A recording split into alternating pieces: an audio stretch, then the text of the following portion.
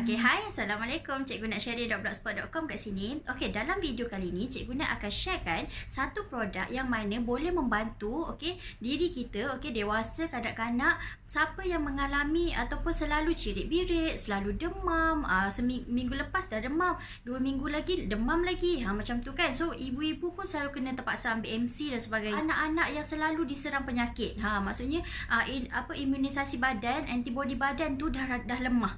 Mungkin dia selalu terdedah kepada debu, ada macam dekat taska dan sebagainya kan.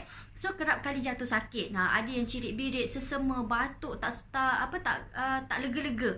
Makanlah ubat batuk macam mana pun tapi masih lagi batuk. Batuk berpanjangan. Lepas tu ada yang customer cikgu nak yang demam, yang tak kebah-kebah. Maksudnya dia demam, lepas tu rasa sihat sikit, lepas tu dia jadi balik. Dia demam. Okey, sampai 5 hari, 6 hari macam tu. So suhu dia terlampau tinggi. Okey, so cikgu nak recommendkan untuk ambil satu produk iaitu Nutriferon. Okey, Nutriferon ni dia membantu interferon dalam badan kita, iaitu paling senang kita kata shield lah. Maksudnya kita punya pertahanan badan. Okey, dalam badan kita tu ada satu antibody lah. Antibody ni dia akan mencari penyakit. Okey, kalau antibody kita ni lemah, so dia tak boleh mencari penyakit dan dia tak boleh musnahkan. Dia cari, dia kena musnahkan kan. Contoh macam kalau anak dekat taska tu ada orang lain yang kena batuk ke apa ke, bila batuk tu antibody badan anak kita sendiri tu tak boleh lawan. So kita sebagai ibu kena tolong, kena bantu. Okey, sama juga macam diri kita juga. Kalau dewasa, kalau rasa nak demam tu memang wajib ambil ini say no more tu ubat yang bukan semula jadilah. Okey, so kat sini Nutriferon ni dia ada 30 sachet. So 30 sachet ni ambil satu sahaja. So memang jadi macam standby lah, macam pencegahan.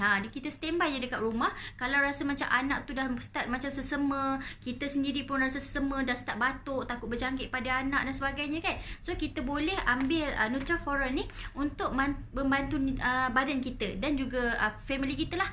So satu keluarga wajib perlu ada satu kotak ni. Dalam ni ada 30.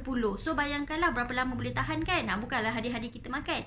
So kalau untuk dapatkan Nutriferon ni daripada Cikgu Nat, Cikgu Nat akan bagi jadual pengambilan dan cara pengambilan yang paling efisien. Contohnya kita nak cepat ni, kita dah rasa demam, macam mana kita nak ambil? Nak terus telan ke, nak pakai air ke, macam mana?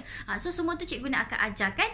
Pastikan anda hubungi Cikgu Nat di 0104624120, atau paling mudah, Cikgu Nat nak mudahkan anda, klik je link dekat bawah tu, ada dekat description ada link biru. So kita akan jumpa kat WhatsApp nanti, okey?